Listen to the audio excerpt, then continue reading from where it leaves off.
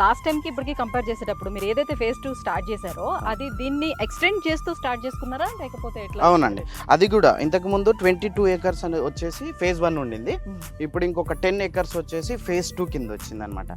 So ఇదంతా మొన్న రీసెంట్గానే మనకు తెలంగాణ గవర్నమెంట్ మనకు జియో పాస్ చేసేసినారు.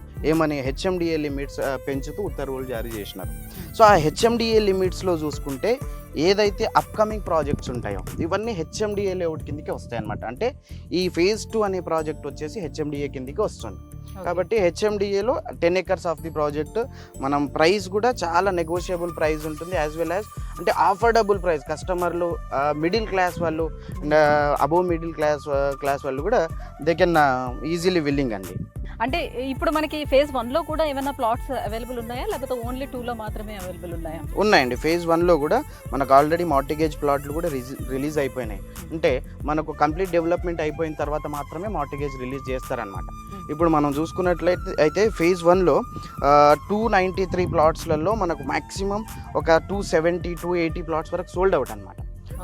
సో ఒక 10-11 ప్లాట్స్ అలా ఫేజ్ 1లో ఉన్నాయి. ఫేజ్ 2లో వచ్చేసి ఈస్ట్ కానీ నార్త్ ఈస్ట్ కార్నర్స్ కానీ ఆల్ ఫేసెస్ అవైలబుల్ ఉన్నాయండి ఫేజ్ 2.